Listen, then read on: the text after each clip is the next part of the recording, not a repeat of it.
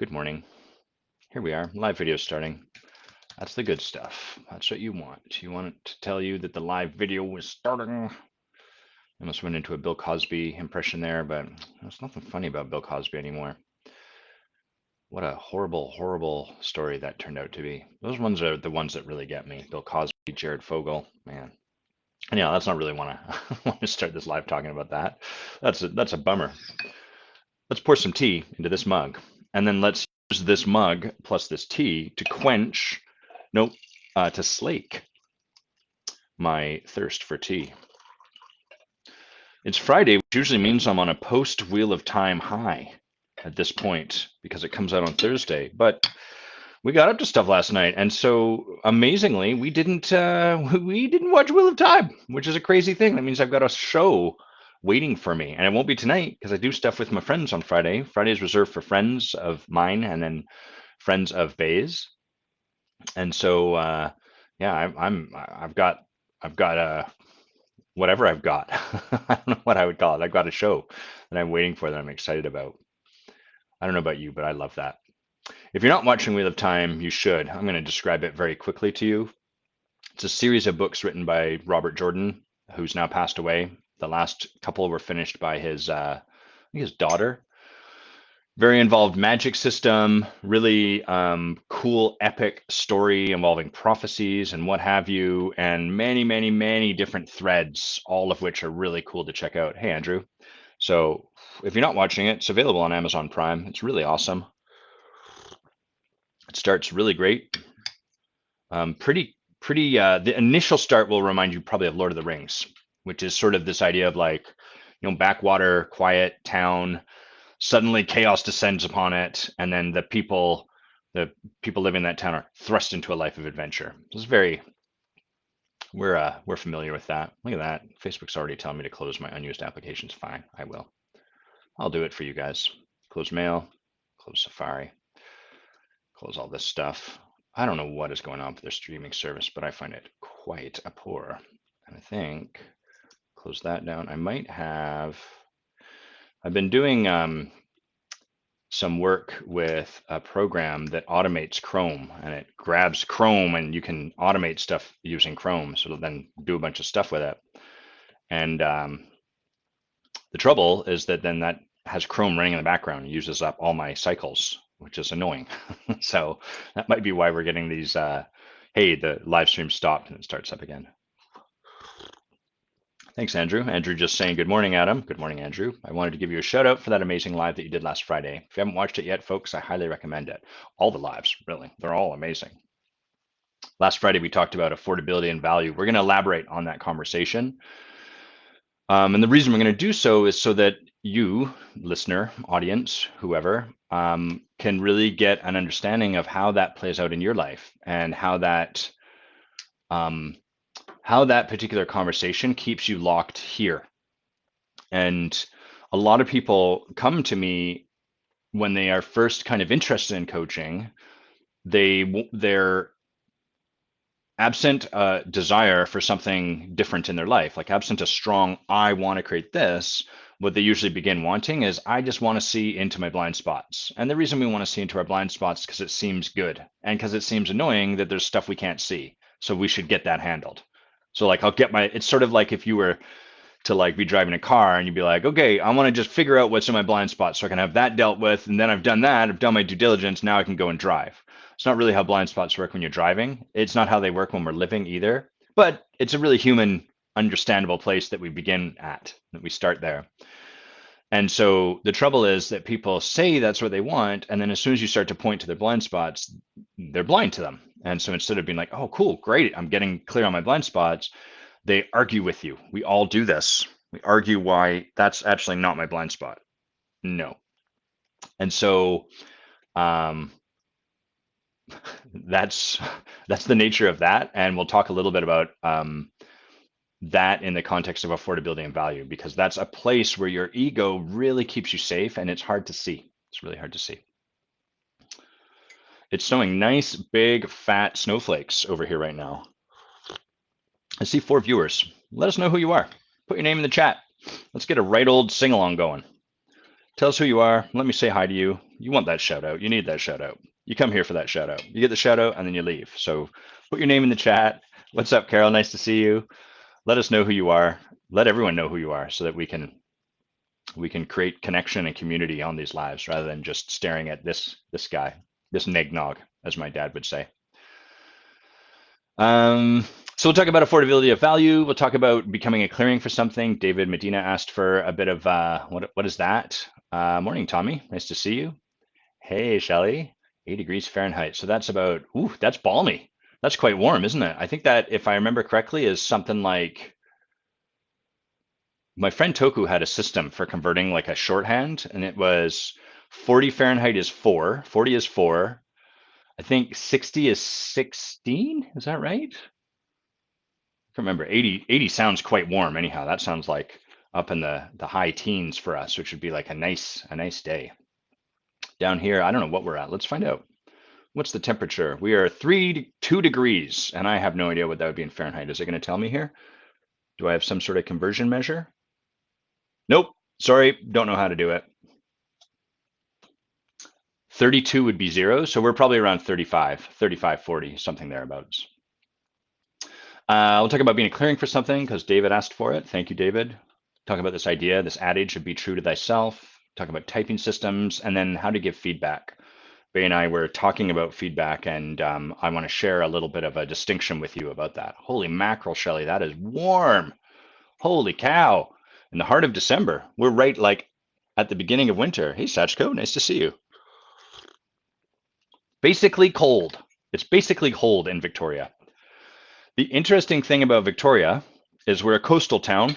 We live on an island shaped like this. It comes down, and then it's got a little fish hook. And Victoria is sort of, I don't know, it's somewhere in the elbow of this fish hook.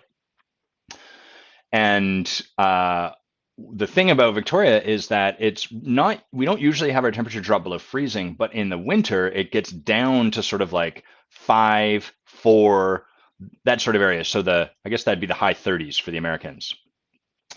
But because we're coastal, it's wet. It's constantly wet. And we're in the rain shadow of Vancouver, which means Vancouver has all these mountains. The clouds come and dump all their rain on Vancouver, largely not raining on us, but there's still a lot of moisture in the air. And so the impact of that, the thing I notice is that when it drops below freezing, all of that moisture in the air gets pulled out of the air. It stops being so saturated. And so it actually feels warmer here when it's around 0 degrees. When it hits around freezing, when it's in the sort of low, just above freezing, that's when it's at its worst, because you can put on 50 different layers of clothing and that moisture is going to find a way in, and you're going to be cold for the rest of your life. That seems to be how it goes. So anyhow, let's see, where are we going to start today? I guess we'll just start with affordability and value. I'll share, I think it might have been the week, was it last weekend? Yeah, I guess it was last Friday. I went and got more done on this tattoo that's on my, you can kind of see, I'll see if I can show you, there's the shoulder piece, and I got a lot of this work done on my chest here. And I went into that, I've got a full sleeve on my right arm. I've got tattoos on my forearms and my thumb. And so I've sat for a number of times, for many hours. And I was like, all right, cool. I can't wait. This is going to be fun. We'll get the chest done. It's going to start to come together. The piece is looking cool. I like that. The artist I'm working with is cool. And I was not ready for how much it fucking sucks to get your chest tattooed. And especially down through this part, right above the nipple. That is agonizing. And I am not in any way, shape, or form looking forward to what's next, because there's a whole bunch of coloring to be done on that left pectoral. And boy, I would not wish that on anyone. I was kind of in my mind thinking like, yeah, chest, you hit it, it's strong, pectorals, push-ups, that's burly man flesh. That's what that area is. So it'll be fine. It'll be like the arm. It's not like the arm. It's miserable. Chest tattoos suck. You've got this collarbone. That's a sensitive, unpleasant area to have rubbed and scratched. You've got this crease where your armpit is. That doesn't feel good. And then you've got that nipple. They're just a billion just red hot areas that you don't want any needle going anywhere near. So that took me quite by surprise, and I'm not looking forward to going back for more of it. And yet that's I'm going to finish what I started. That's what I did with law school, and that's what I'm going to do with this stupid fucking tattoo. Okay, let's talk about affordability and value. Last time we were talking about it through the lens of Andrew had brought something with regards to a client he was working with or a prospect and where they would get stuck. Today, we're not going to talk so much about that. We're going to talk more about how this shows up in the contexts of day-to-day life and anything you're going for. So affordability is a context. Let me back up so I can kind of lay some groundwork. When I talk about a context, I'm really talking about like the lens through which I'm looking at something. So I have a context for my listening. Like if someone comes to me and they start to speak to me and they go, okay, a duck walks into the bar. If I'm listening through the context of science and what can be proven true and false, then the person says a duck walks into a bar and I go, that's fucking bullshit. Ducks don't go to bars. There's doors. They can't push a door open. They have no ability to push. They don't have the strength, the musculature. There's no way that would happen.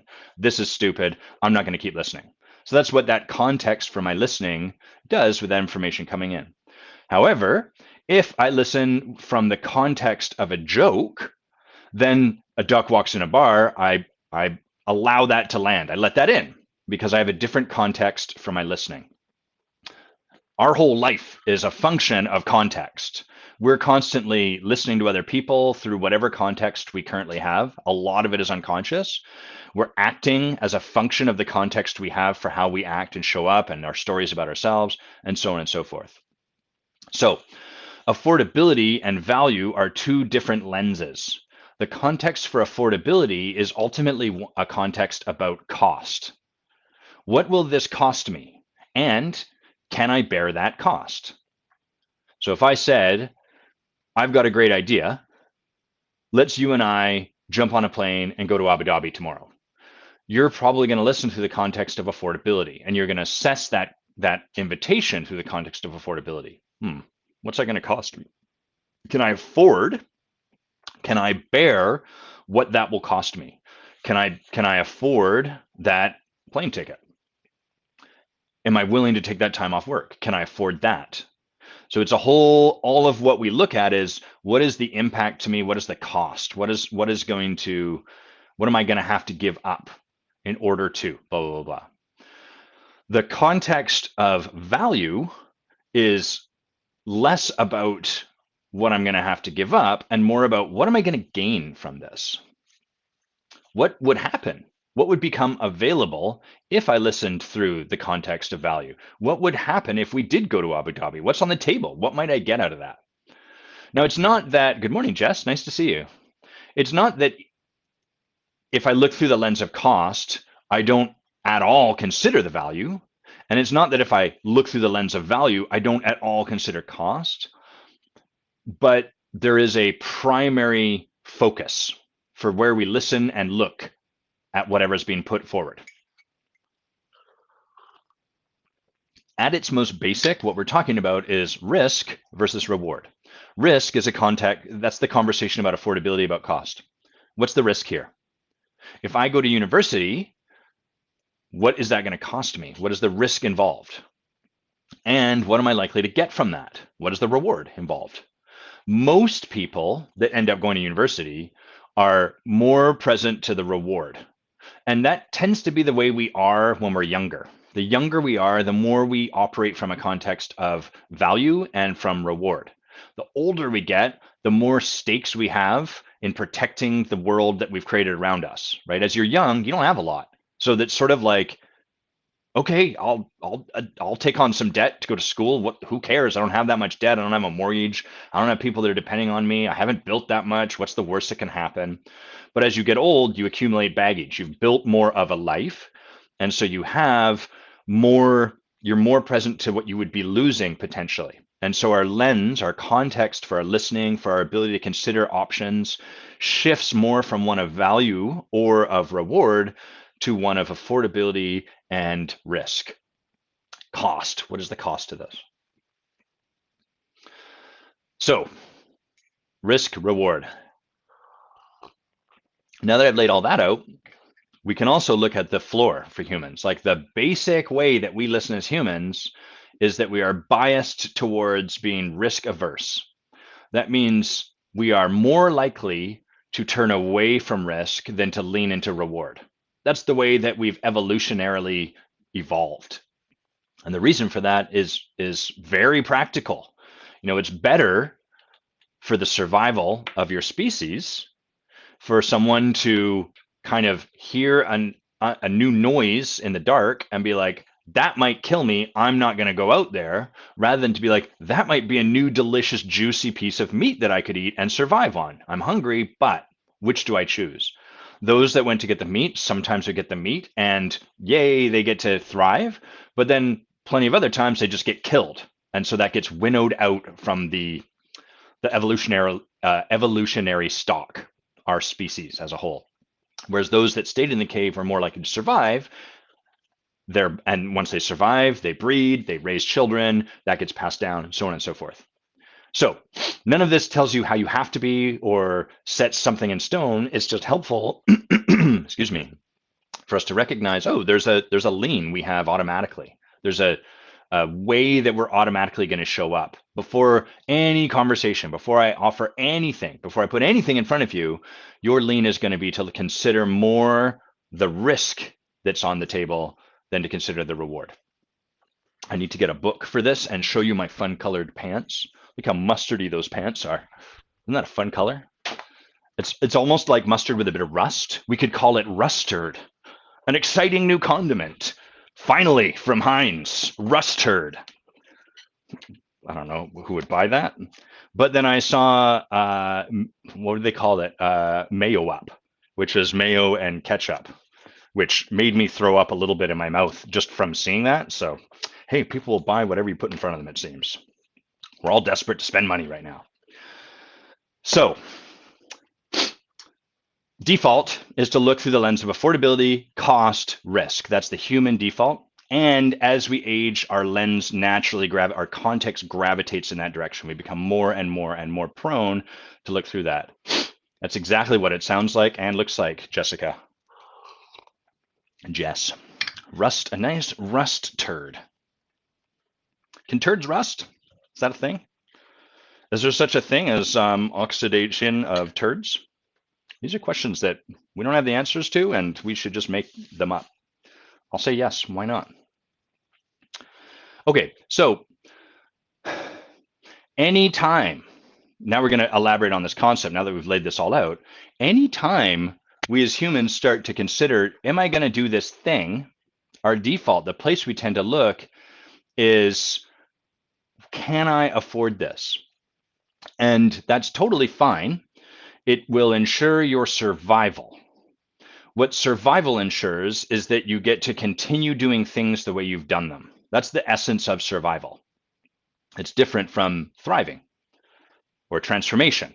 Transformation is antithetical to survival, meaning to transform ultimately means like it runs in opposition to survive. Your attempts to cling to your survival are in the way of your transformation. So what happens is people start to think like, boy, wouldn't it be amazing if I did this thing? Like when I was in law school and I was considering becoming a coach, my parents were sort of supportive of it. They were supportive inside of their own context for survival. And the way that looked is that they were like, this sounds amazing, Adam. It sounds like we can really feel your passion. It sounds like you've really found something you love.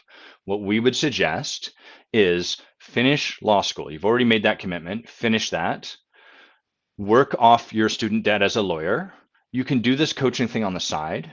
And then whenever you've worked off your student loan, which in my mind would probably have been a minimum of 5 years, then you could make the shift full time and start the next part of your life. That sounded like misery to me. There was nothing about that I wanted to do. But there's absolutely, like through the lens of affordability, that's a very smart decision. Very, very well oriented towards survival. Take it smart, pay down your debt, do this. You will ensure that you don't take steps, you don't get outmaneuvered, you don't put yourself into a situation you can't recover from, and then you can take the next scary step. And so life happens in this very ordered approach. The thing that's important to recognize, so first of all, notice that what's happening there is that's a conversation about managing the costs. The costs of changing your career is that you're going to have to start over again, even though you're halfway through this one. The cost of starting your career is you're going to have to accrue more debt. The cost of blah, blah, blah, the cost. So do these things to mitigate for those costs. So that's how most of us are engaged in conversations about our life and what we're creating, is we're paying our attention towards what will this cost and how do I manage and mitigate for that cost.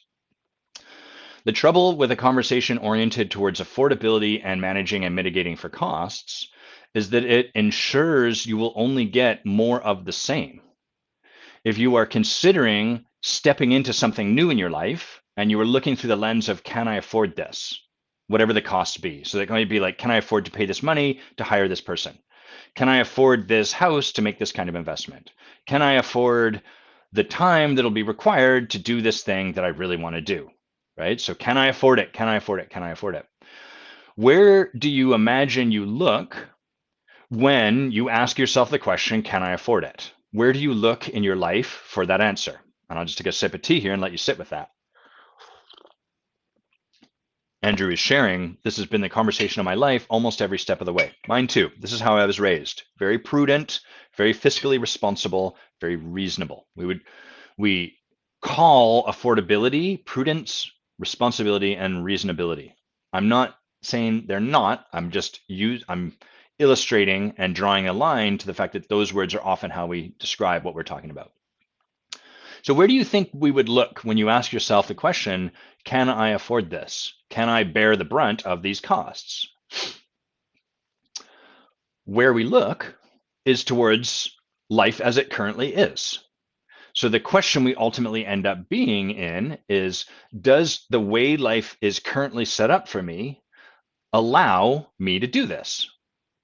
Does the way that I've arranged my life and the way life is going and the way life predictably will go have room for this? Hey, Mia, nice to see you.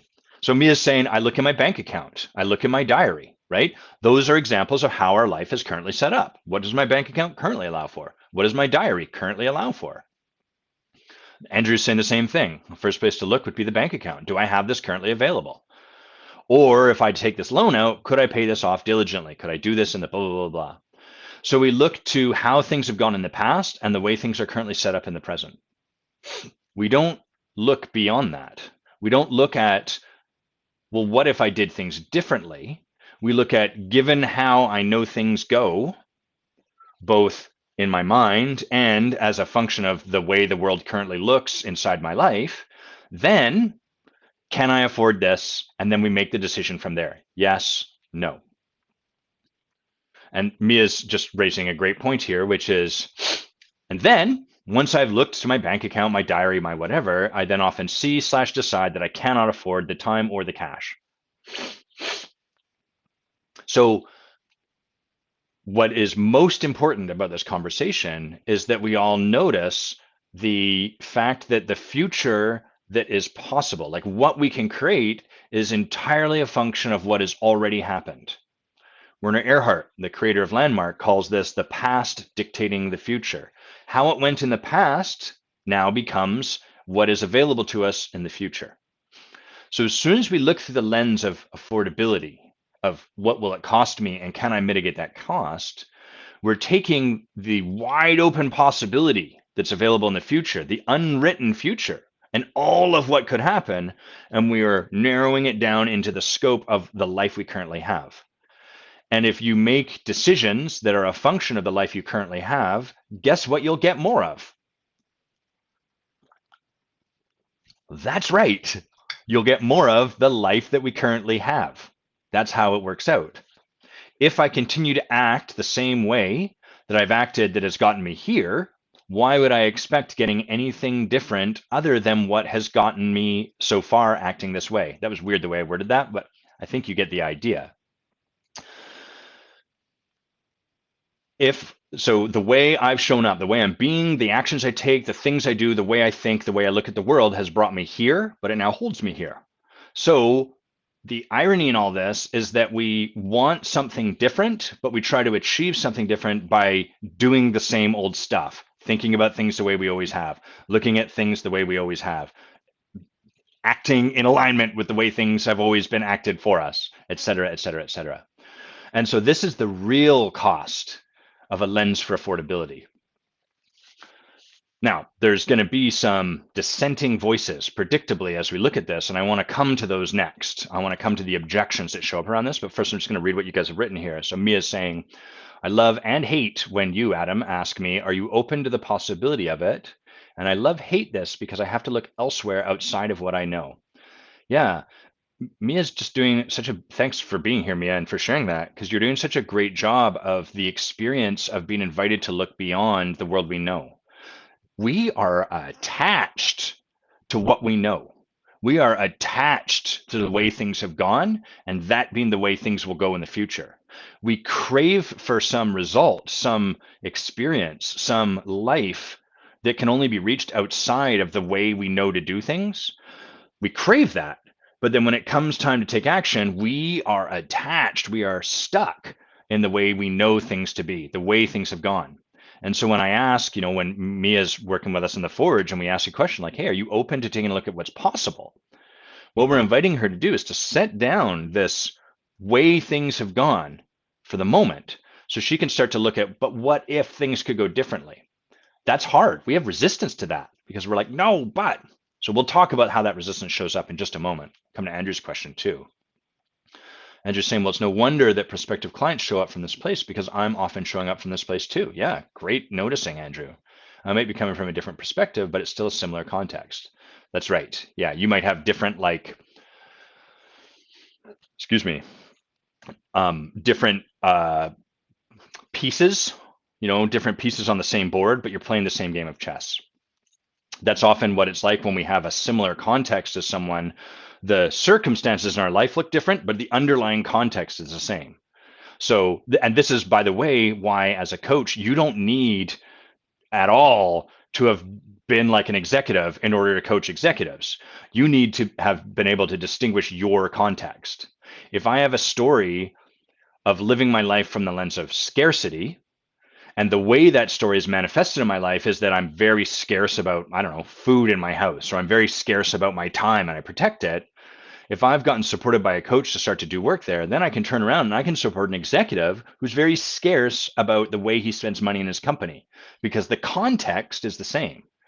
The circumstances, the actors, the manifestation of that context might look different, but underneath the way of being is the same thing. And that's what a deep transformational coach coaches, is the being underneath, the context, rather than the window dressings, the stuff like that. So affordability. Now that we started talking about this and we're pointing to the cost of looking through that lens, which is that you look to what you've already done and you try to make decisions from that same place, hoping it'll give you a new result, and it won't. But Adam, people presumably will say, I can't very well just throw this all away and just magically believe that everything's gonna, like, I could tell myself, sure, maybe a pig will sprout wings and fly over the moon and I'll bet $1 million on it and I'll become a billionaire. Is that what you're telling me to do? No. But just notice the binary nature of people's calibration for this stuff, right? So that's where people tend to go is, well, are you just saying to throw out prudence altogether? Are you just saying to not care at all? No, that's not what we're saying whatsoever. What we're saying is, or really what I'm doing here is inviting you to notice your attachment to the conversation about affordability. Notice your attachment to the conversation about what this will cost me and how to mitigate those costs. And then looking to the life you already have to figure out how to do something inside of managing, mitigating for costs. Often it's not even like, it'd be great if someone was willing to just like, I'm just going to jump off the diving board and do it and we'll see. most people aren't even willing to let go of their attachment to managing the costs for a moment. They're not even willing to be like, okay, I'm going to set this down for a sec and just take a look through the lens of what might happen, what might become possible if I went to Abu Dhabi tomorrow. Well, I'd have to stop. I'd have to tell my boss, I don't want to do that. Look at that. We're already back into managing costs. But what would become available? Okay, well, I guess like I'd get on a plane, but then there's COVID and like, so that's going to be, bam, we're back to managing the costs. So the value here is in noticing our human tendency, our automaticity as a human to go all the way back to the conversation about what it's going to cost me and to notice how much that holds us in place. And further, when people become attached to looking through that lens, they call it being reasonable. They call it being prudent. And that's all fine and good. But what they can't see is that there's a blind spot here. There's an inability to even set that down for a moment to take a look at what might be available if you did empower this, what might be possible if you did lean into this. And that's the blind spot. People will argue it's not a blind spot. All of us will argue, no, I'm just being prudent. Great. I'm not telling you and looking over here, you have to do any of this stuff. I'm just pointing to your absolute inability and unwillingness to set that thought, that conversation down your head for 5 minutes. You don't have to go and do any of this stuff, but are you willing to even look at it and set aside the conversation about cost for 5 minutes so that you can have 5 minutes of possibility that weren't previously available there? So hopefully what you're starting to get from this is how closed down we get from this conversation of affordability, cost, risk management, so on and so forth, and how it's not about just throwing those out and running and leaping off a diving board. What's really at play here is just noticing how attached we are to that and how much that makes it almost impossible for us to start to look through the lens of possibility. I think I used this metaphor, I'm almost certain I did last week, about like the notion of if I was selling $100 bill, how many would you want? Sorry, that's I worded that terribly. If I was selling a $100 bill for $80, how many would you want? Now, in that situation, you trust the value on the table, and there would be no conversation in your mind. The conversation about what this is going to cost me would fall away. You would be ravenous. You would figure out every way possible to buy as many of those $100 bills that I'm selling as you possibly could, because now you're in a conversation about the value that's on the table rather than what it's going to cost me. Can I afford to take out $10,000 today? Well, yeah, because I'm going to spend all of that on buying $100 bills at 80% of their cost, and I'll just flip it around. And why wouldn't I? Why wouldn't I do that? So as humans, we look through that lens of cost, and what it does is it locks us. It locks us in place with where we're at. It keeps us from creating the future. And the ultimate cost to us is that when we look at how can I afford this, we ultimately end up giving ourselves more of the same. I should say, when we look at how can I afford this before we look at possibility, that's what it gives us. This happens a lot. I have people, there's even someone I've been in a conversation lately with where I've laid this all out for her. Hey, happy to have this conversation, blah, blah, blah. I'm also happy to tell you what this will cost to work with me, but I would really invite you to hang out here first, just so you can have a look at what's available for you first. I really want to know the cost. Great, here's what it'll cost. I would still be willing to have that conversation with you, even knowing we're not going to have any conversation. Oh, I'm so sorry, Adam. I want to honor your time. I can't, blah, blah, blah, blah. So we shut it down so quickly. As soon as we find the cost, boom, we collapse in on ourselves. This is someone who I'm being very clear with them. I have zero agenda. There's no need, like the conversation I would have with you is purely in service of you. No, thank you. There's nothing wrong with how they're showing up. Just want to use that to illustrate how stuck we get in this stuff, how sticky it is. Mia's describing what happens when invited to step out of the conversation, the context of cost, affordability into possibility. And she says, I have so much resistance. I want to hide. I get grumpy, petulant, and annoyed. There's lots of effing and jeffing, running the thing down. It's stupid. I don't want it anyway. Here's another one that's really common is, you know what? Life's not so bad after all. Maybe I'll just be fine here.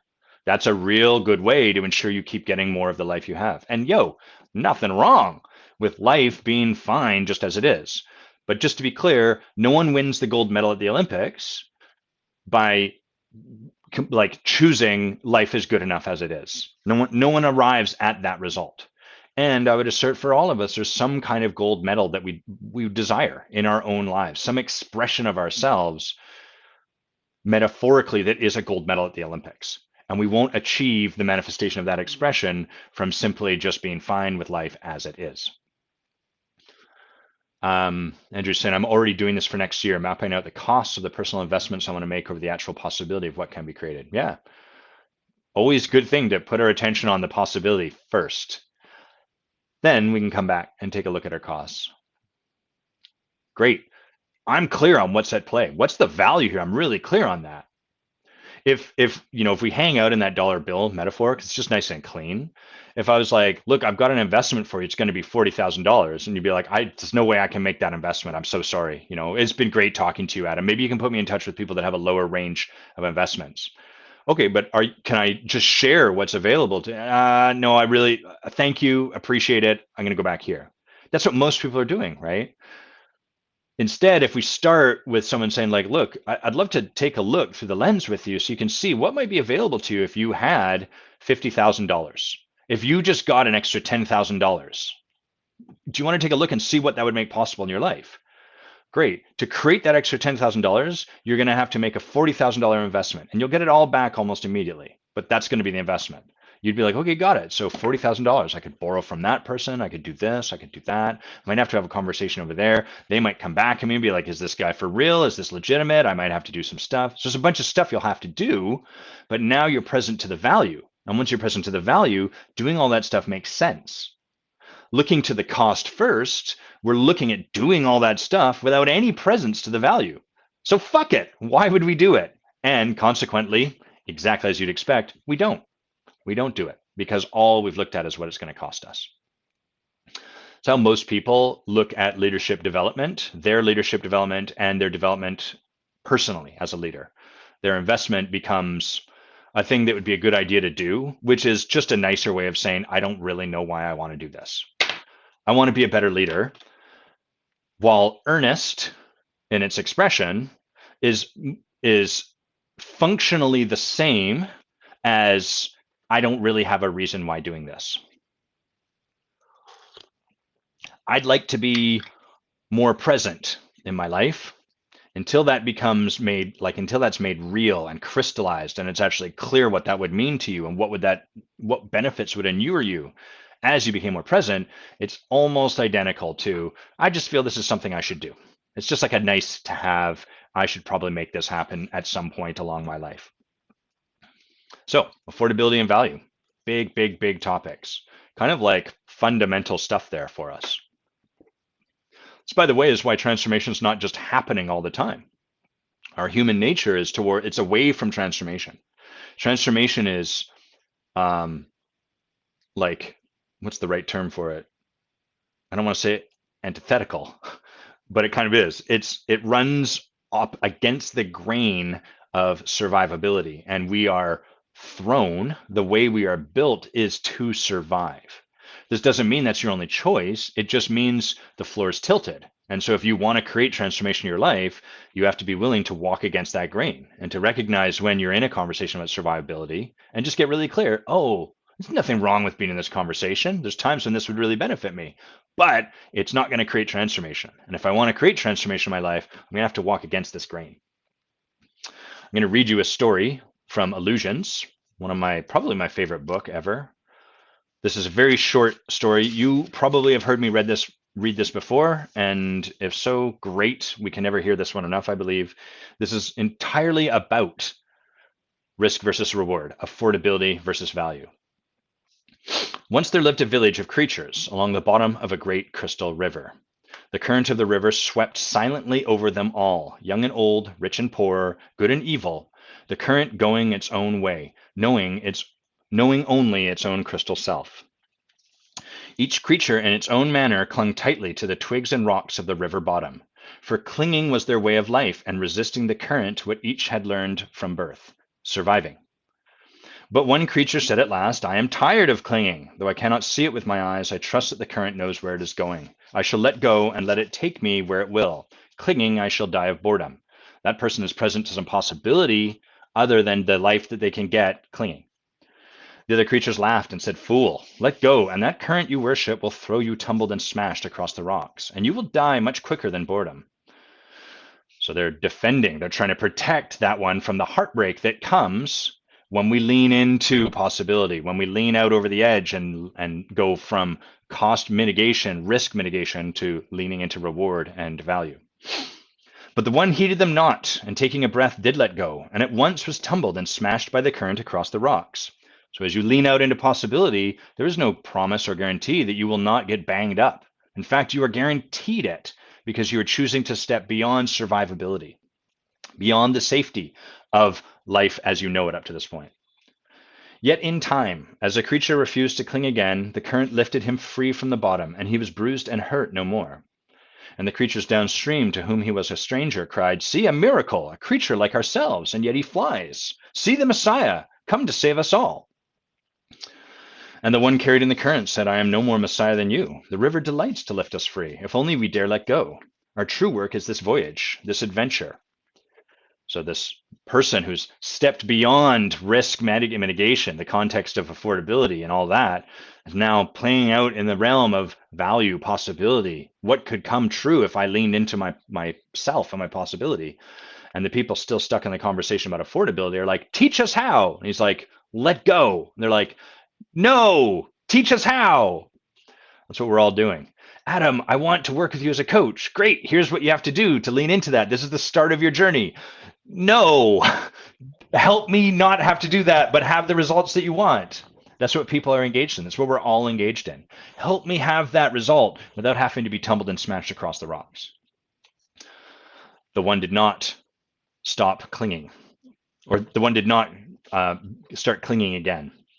But they cried all the more, Savior, all the while continuing to cling to the rocks. And when they looked again, the Savior was gone, and they were left alone making legends of a Savior. I hope you got your PJs on in time for that one. Hey, Brad, nice to see you, man. So that whole story is about this nature we have of getting caught in affordability and the risk we must be willing to take on. It's called risk versus reward because what it really is risk management or mitigation versus reward. As soon as you move from one to the other, if you want to go towards the reward, if you want to lean into the value, to the possibility of your life, you will necessarily be letting go of the safety of mitigating for risks, and you will get banged up.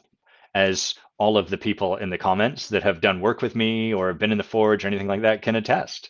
We get banged up. It feels awkward and uncomfortable because we're no longer in the safety of what we know. In fact, it can feel even worse than getting banged up. It can feel like, what the fuck's even happening? Because we're letting go of the safety of knowing what's happening. If your way of surviving in the world is to always know exactly where you are, what's going on, and to always have the answer, then your transformation will necessarily be outside of having the answer. And that's going to be infuriating. And often I just feel like I'm fucking around. You kind of are, because you're trying to learn something new outside of already knowing. It's maddening stuff. Hello, says Brad. Nice to see you, Brad. Happy holidays. All right. Let's shift from this to David Medina says, Adam, can you elaborate on this notion of being a clearing for something? Well, I've got good news. The answer is yes. So being a clearing is a fundamental part of a leader's capacity to be responsible for what they are creating. A clearing is sort of, you could almost think of it like my leadership aura. When I show up in the room, what do people immediately, like when I'm in a space, what do people energetically start to be willing to do more of? And what do they start to do less of? So this would be a bit of maybe an awkward example, but like certainly topical. If I show up and there's someone telling racist jokes and I laugh along with them, I become a clearing. I am a clearing that racist jokes are all right. That's the clearing I'm creating because they're being told I'm laughing. And so that creates this energy that like, okay, it's all right. We're telling these jokes and we can laugh at it. On the other hand, if I show up and someone tells a racist joke and I go, hey, I really don't care for that sort of humor, and please don't tell that around me. It's fine if you do whatever you're going to do. I think it's very harmful, but don't do it around me. I become a clearing that around Adam, racism, or at least racist jokes, are not acceptable. And so people will tend to tell less of those jokes around me. That becomes my clearing. If I show up 10 minutes late to every meeting, and then spend 2 more minutes apologizing profusely for my impact being late, then the clearing I become as a leader is that it's okay to be 10 minutes late, provided you then spend 2 minutes apologizing profusely about your tardiness and swear up and down that'll never happen again and I own my impact and I'm so sorry. Let me know if there's anything I need to clean up. Yes, there is. Stop fucking being late. Different conversation. So that becomes my clearing. If people show up 10 minutes late and apologize for 2 minutes and I start to be like, hey, I'm going to stop you. This is the third time that's happened and it's totally fine, but I notice nothing's changing. So John, it's time for you to address this. So if you want support with it, let me know, but this is the last time you're going to show up late. Clear? If you show up late again, we're going to stop having you be in the meetings. And if you're not in the meetings, we're going to have to start making decisions without you. So you're just going to get left out of the decisions, not because you're doing something wrong, but because it's time for you to address the tardiness and not have it go that way anymore. Now what I become is a clearing that it's okay for us to show up late or do whatever, but we must address that. It does not continue. The buck stops here. That's the clearing I become. We're a clearing for all kinds of stuff constantly. You can look at anything in your life. You could be a clearing for eating dessert after you've brushed your teeth. You can be a clearing for people stepping all over you like a doormat. You can be a clearing for people breaking into your house and stealing your stuff. For example, if every time I go on vacation, start posting more and more and more about it on social media for a month, start showing photos of everything, photos of where I'm going to go, start talking about the times of my flights, all of that stuff, then part of the clearing I become is someone that is easy to take advantage of by breaking into their house when they're gone. I'm making that easier for people. So it's a little bit of my clearing. Now, the tricky part here is now that I'm saying this, people say, yeah, but it's wrong for people to break into your house. You shouldn't have to manage that. That shouldn't be on you to conduct your affairs a certain way so that people don't burgle you. Burgling's wrong. It's against the law. 100%. You're not wrong about that. But notice that conversation is the realm of what I should or should not have to do. People shouldn't burgle. Adam shouldn't have to do this. Adam should be able to do whatever he wants and express himself however he wants. All of that is in the realm of shoulds. Leadership exists in the realm of impact. What is the impact of me putting all of this stuff on social media? What is the impact of me sharing this way? Giving people all of these clues that I'm away. The impact is that some people in the world are going to commit crimes. And some of those people are going to look for easy marks because that's where you commit the crime. And I'm making it clear that I'm an easy mark. So I could just keep doing this, insisting I shouldn't have to change and they should change, but that is not leadership. That is expecting someone else to change rather than taking a look at my side to see what can I be responsible for and what is there for me to address if I want to create a different result. Remember, the leader goes first. So the notion of a clearing can be really challenging for people when they've got a strong should. And a strong should shows up usually in the context of right and wrong. If I have stories about the right way for people to be and the wrong way for people to be, then I have this expectation, this should, people should do what I believe to be right, probably backed up by society's beliefs about what are right and all that. And that makes it a lot harder for me to get off my high horse and just be like, fuck the should, fuck what's right or what's wrong. What's the impact of the way I'm showing up? Is that impact the impact I'm committed to having? So what's the impact of the way I'm showing up? It makes it easier for people to burgle me, and they keep burgling me when I go away on a trip. Great. What will you take on, leader, to address that clearing, the clearing you are for people being better able to burgle you and taking advantage of you? Okay, I'm going to stop posting about this stuff, even though I really like doing it, because the impact is not the one I'm committed to. And maybe I'm going to start hiring an alarm company so that blah, blah, blah, blah, blah, blah, blah. That's the leadership conversation. And notice that none of that is something you should do. It is in your right to post every month leading up and post pictures of your trip and to say, I'm so glad I'm not at home right now. And I don't know if I locked my door, and I love my artwork at home and I can't wait to get home to it. I'm just going to open that door even though I didn't lock it. But for now, this trip's amazing and I won't be back for here. And here's my flight details and all of that stuff because it lights you up. And then your responsibility as a leader, your job as a leader in your own life is to get that there's a consequence to that. Whether or not you feel that consequence is right or wrong or should be there or should not be there. So that is what makes clearing challenging, is that we get trapped in things should have been this way. People should conduct their affairs that way. You should do that. You shouldn't do that. This is the right thing to do. This is the wrong thing to do. Clearing is transcendent of all that. Your clearing as a leader is regardless of any of those shoulds, rights, norms, all of that. Carol, can you say more about your comment there? Carol's saying, that makes me think of the fake vulnerability we see more and more on social media. Help me understand the connection you're seeing between that and what we're talking about. So we have a clearing, the clearing that we create. And David's now asking, well, how do we become a clearing for something? Well, the first step is you got to get clear on what's the clearing that I am. Like, what clearing do I wish to be? Just the notion of just becoming a clearing for something in general is far too abstract. That would be me saying, like, how do you get people to do what you want? Well, we need more meat on the bone because it's so broad, right? So before we can be a clearing for anything, we got to get clear. What do I want to be a clearing for? And sometimes it can be helpful in that same context to take a look at, like, well, what am I currently a clearing for? One place you can practice with this sort of stuff is, like, what's an ongoing complaint you have in your life about the world around you, the way people show up, the way people relate to you, the way people treat you? What's a complaint that you have ongoingly? And then consider you're a clearing for that. If you weren't a clearing for that, that sort of thing would not continue to show up. You would become a clearing for something else. If people keep showing up in my life and complaining about how things aren't going the way that they should go, I could be like, people keep showing up in my life and complain about how things, My job as a leader is to take a look at, like, well, how am I being a clearing for that? When people show up, I just patronize them. I don't offer them any of my own thoughts about that.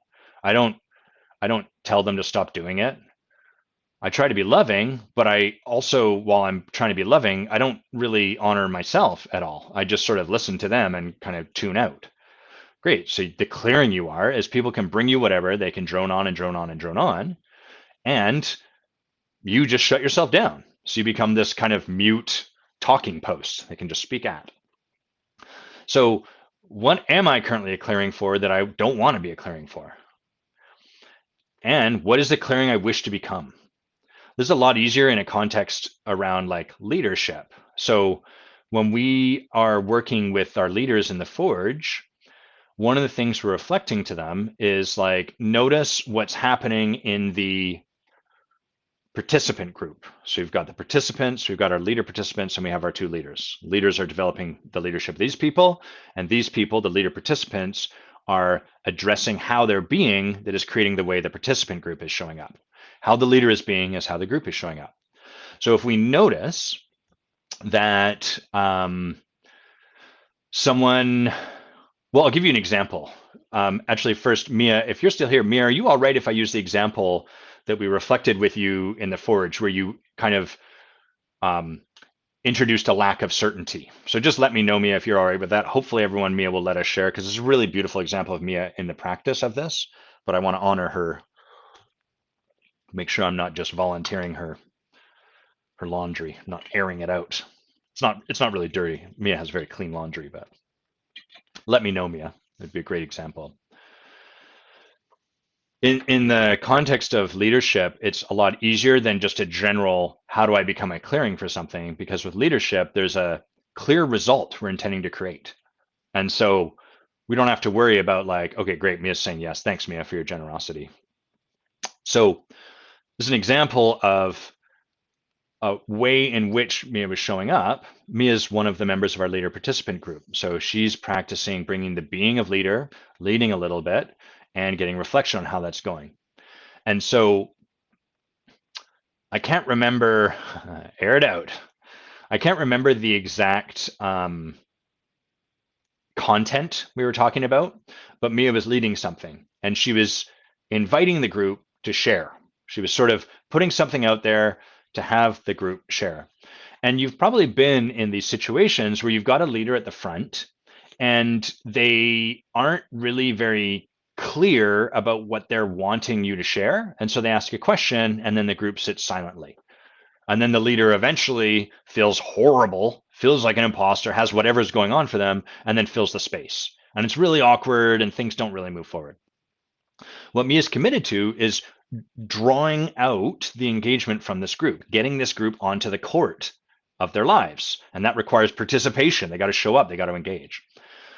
And so what happened was Mia asked or made an invitation that was sort of like, does anyone, maybe have something that they see they could share in this? And then she kind of corrected herself and was like, or, blah, blah, blah, blah.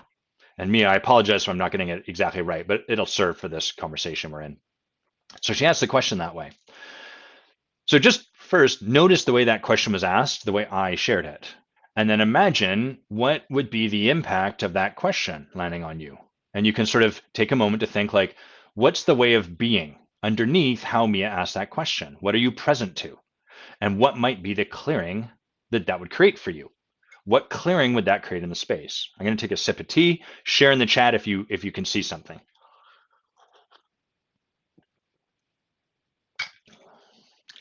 Pour a little more tea. Japanese sour cherries tasting just great. So I'll share the way the responses came back from the group, and then I'll speak to the clearing that I reflected to Mia. So the group responded with a lot of uncertainty and kind of like, well, maybe this, but I'd love to hear from someone else. I'm not totally sure if blah, blah, blah, but this might be a thing. And so the clearing that got created was a lack of certainty, a sort of, I don't really know, that thing people do when they kind of ask a question or they're not really willing to be bold because it's scary being bold. And so they kind of are like, if maybe blah, blah, blah, blah, and then they put that in the center of the space. And then the group's like, and then usually the loudest person, the person that's going to just talk anyhow, I'm going to say whatever. Because they haven't been, Shelley, right on the money. Confusion, uncertainty, it's exactly right. Wishy-washy, vague. Hey, Hans, nice to see you, man. Happy holidays.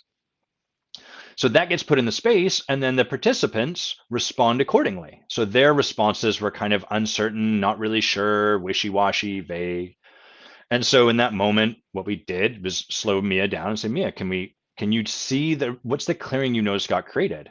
And to Mia's credit, because Mia's quite brilliant, she's like, oh, I can really see like my uncertainty led to their uncertainty. There, Shelley, again, right on the money, holding back.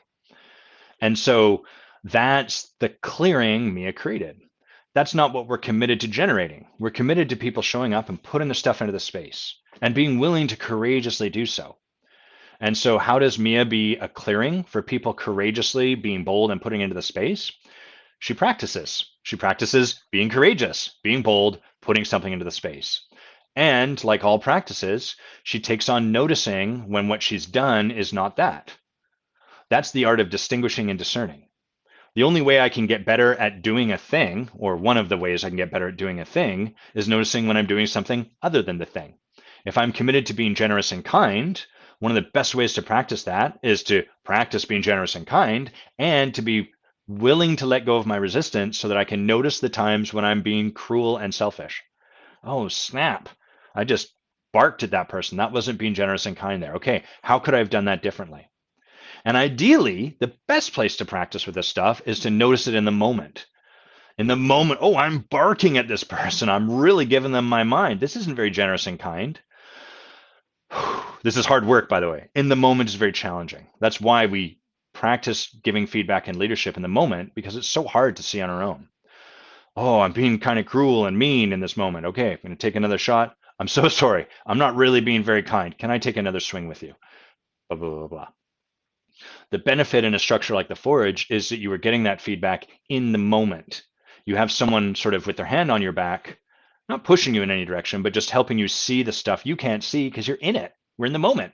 We can't simultaneously be present and have altitude. They're kind of they're a little bit along a spectrum that way. I don't want to get too far into breakthroughs that would allow that to be possible, but and so that's the benefit of coach or of leader in the moments. The leader can be, they can have altitude, they can be off the court while you practice being really present in the moment. And they can say, Mia, do you notice what happened in the moment? Oh, they kind of got uncertain. Yeah. Can you see how you were the clearing for that?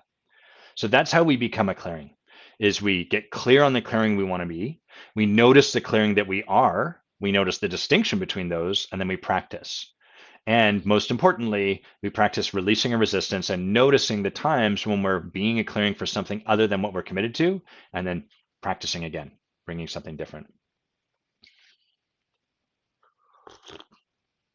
All right, I'm gonna see Andrew and I are talking. Andrew and I are talking about the Forge. For anyone that's watching that's sort of like, man, this Forge thing sounds awful, weird, cool, hilarious, fun, intriguing, let me know. If you'd like a conversation about it, I'm always a yes to that. There's no expectation, there's no requirements, strings attached. You don't get put on a mailing list, you don't get advertised to. It'd be purely for your own benefit, where you're like, I think I might want to know more about that. Put a comment in, send me a message, send me an email, adam@adamquiney.com. Let me know. Love having those conversations, and it's truly a life-changing structure, I believe. And you can talk to these nice people in our comments as well if you want to hear what their experience have been. Yeah, Mia's just saying the Forge is such a brave and loving space to practice this kind of bravery. Yeah, notice what Mia said is it's brave. It's a brave space rather than like we assert we're committed to creating safety for people.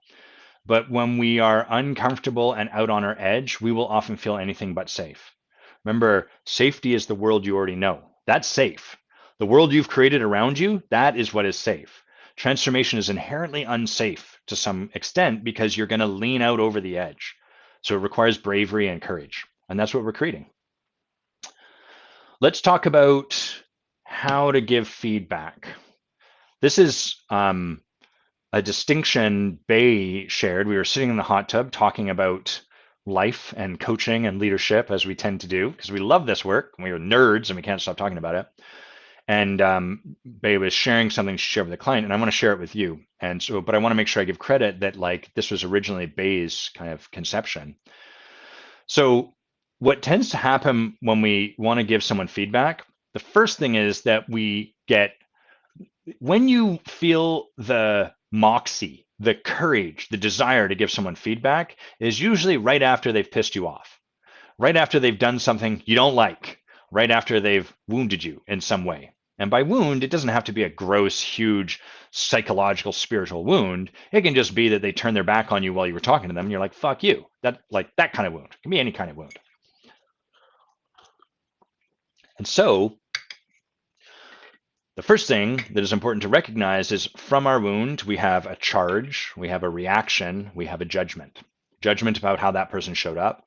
A charge, like charge meaning like you hurt me, I would like to hurt you back. You wound me up, the way you showed up created energy in me, I want to put that energy back over there with you. And the wound, the reaction, the need to react to.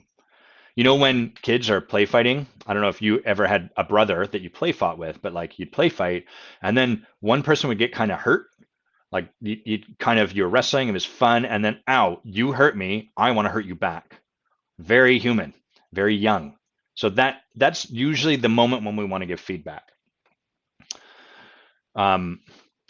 That's not a good time to give feedback because we've got a wound that's been triggered of our own, we've got a charge, and we've got judgment about how the other person showed up. You should not have shown up that way. The reason I feel the way I do is because you showed up the way you did, and that is wrong, that you've left me feeling this way. So we've got all of that stuff as kind of like prelude to the feedback. That's not a very powerful place to give feedback from because what the person's going to get is a fuck ton of your own energy and charge, none of which you're really being responsible for, along with the feedback that you might have for them. The most common way I see this is like once someone receives feedback, they're like, may I give feedback to you? Resist the urge to do that. If you have said yes to receiving feedback, then let it sit. Offloading your charge, giving someone feedback straight away is a nice way for you to not have to really be in the discomfort of receiving feedback and like, okay, great, now it's my turn. Now we're even. Yeah, well, fuck you, blah, blah, blah, blah. So often when I give people feedback and then say, may I give you some, I'm very clear. Absolutely. I would love your feedback. Would you let what I've provided you sit for a day or two, just so that you can let that sink in before offering me your feedback? People don't always like that because they're like, but I want to spit fire on you right now. So whenever we have feedback, that's the first stuff. There's like this sandwich, and the start of the sandwich, the first slice of bread is all of that gunk. It's the charge, it's the wounding, it's the reaction from the wounding, all of that's there. We got to separate that out. None of your feedback is really going to come across when that's the energy that it's being delivered on. Consider that receiving feedback is a really highly courageous and highly vulnerable thing for someone to do, as is giving feedback. So we want to honor the vulnerability that is required. And if you were really honoring and holding with reverence someone's vulnerability, you would, I assert, slow down. You would not hit them with a lightning bolt. If someone was like, you know what, I'm going to take my armor off and I'm going to be here with you, Adam, I wouldn't be like, great, kerpow. I'm not going to punch them in the forehead. That's not the time for that. They're being vulnerable. I want to honor that vulnerability. So the first thing is we got to take that charge, do that. There's a whole bunch of ways to work with that, many of which are listed in Who Do You Think You Are? Finished the last round of the first round of proofreading. There's just one more round of proofreading and we're off to the printers. So we got about a month before that comes out. I got a bunch of practices in there, so I'm not going to go too much in that. For now, we just want to identify, we got a bunch of gunk in the way of the feedback we'd like to give. We got to set that aside. So our judgment, all of that, we have to be responsible for it. And the way you be responsible for it is you recognize it. You don't say, do I have judgment here? I don't think so. Instead, you ask questions like, let's assume I've got judgment here. What might my judgment be? Let's assume I'm holding that they did something wrong. What's that about? And taking that so that we can be clear, okay, that's what that is. Until we can own up to the fact that that's there, we can't separate it out. If we're telling ourselves, there's none of that for me, I'm masterful at receiving feedback, it's okay, people can do whatever they want, blah, blah, blah, all of that stuff gets combined with your feedback. You aren't able to pull them apart because you can't distinguish them. So be willing to do the courageous work, setting that aside. Okay, got it. Set that aside. Then there's the actual feedback you have. And there's another part. The other part attached to feedback, and this was the part I loved that Babe brought forward, is the advice you want to give. So there's all of the charge. We've set that aside. Now there's the feedback about what someone did, how they showed up. The feedback is typically like, you did this, here's how it left me. You did this, it made me feel crappy. So we're really talking about like someone's impact, or here's how they showed up and here's the impact on me. That's ultimately what like really sanitized, clean feedback looks like. What we want to do on the heels of that is then give a bunch of advice. And our attempts to give advice are ultimately another level of you should do something different. It's another flavor of here's how you should fix this. Here's how what you did is wrong, and here's the way you should have done it. That's none of our business. My business is not to change the way you show up. If you show up a certain way and it leaves me feeling kind of taken out and not really well regarded and all of that, my business is what do I want to do with the fact that I'm currently in relationship with someone that has that impact on me. It's not my business to change the way you show up. That's your business. My business can include giving you feedback about that so you understand that's the impact you're having. Hey, you're doing this. I notice you're doing this. Here's the impact it's having on me. You can ask me, oh, thanks. Do you have any suggestions? Totally. But what most of us do is we take these three things, the judgment, the wounding, the charge, the feedback itself and the impact that you had, and the advice, and it's all bunged together into this gross, gunky feedback ball that we throw and it hits you and bounces off your head. And that's a lot for people to receive.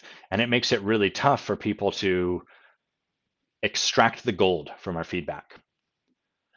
Leaders will be responsible to do this, but remember, you're a leader too. And if you're committed to a leadership, then your job is to like, how do I deliver feedback in a way that requires people to do the least amount of work to get the feedback I have?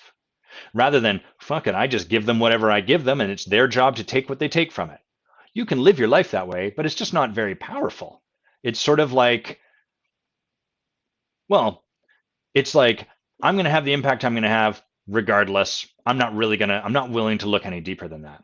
Whereas the leader really committed to an impact, really committed to something greater than themselves, says, is the way I'm delivering feedback having the impact I want to have? Most people tend to say, fuck off, and then leave me. That's not the impact I want to have. How better can I offer this feedback such that they're able to receive what it is that I want to provide them? That's the leadership conversation. So what we want to do is separate out all the judgment and the charge and separate out all the advice, all of what we think they should do differently. Here's what you could do instead. That ultimately, when we're giving people advice, is about not trusting them to do their own work, not trusting them to find their own way. All that we really require, I assert, at our highest level is feedback from the world about the impact we're having. And with only that, that's what humans require. If I show up and someone's like, hey, when you did that, it really made me feel sad. I can ask, great, how better could I, whatever? That's available to me. That's a part of my path. But I don't need you to tell me this is what you should do differently. This is how you should construct this differently, blah, blah, blah, blah. It's available, but not required. So when we want to give feedback, we really want to separate out those other two parts. Set aside the advice. That's available if they ask for it, but they haven't yet. So we're going to trust them. And separate all the judgment, the charge, all that stuff. That is our work. That's our work to take on. And all we really need to give is the feedback. Hey, I noticed you did this, this, and this. And this is the way it landed with me. This is the impact it had. Let me know if there's anything else I can provide you. That's really nice, clean feedback. It's taking all of the extraneous stuff out of the picture so that the person can just get, oh man, that's the impact I had. And they can be with it. Decide if they want to do something about it. Make you wrong for it. That's their choice too. When we give feedback, we don't like that fact. We're like, but they should do things differently. No, they shouldn't. That's their choice. Your choice is whether or not you're going to continue to stay with these people, to continue to be in relationship after you've provided them feedback about their impact, and it continues to happen. All right. Let's see, 11:15. I think we're going to wind down there. Andrew and I have a call in 15 minutes. It'll give me enough time. Yeah, that feels pretty good. So thanks everyone for coming on, tuning in. Next week is Christmas Eve. I'm not sure yet if we'll go live. It might be kind of fun to just ring in Christmas that way, but we'll see. We'll see what I've got planned. Am I doing anything fun? Probably watching movies and drinking loads of eggnog. We'll do stuff like that. I love you guys. I really appreciate you coming and hanging out, bringing everything that you brought, sharing all of the stuff that you've shared. And thanks for practicing with like these distinctions, having a look like what's the clearing I see getting created from that. It's really, really beautiful. And it's the essence of leadership. It's when we put ourselves into the space, when we take a swing. Have an amazing set of holidays. I trust most people are probably off for the remainder of their time. Come hang out next Friday if you're around, and we'll see you then. Bye-bye.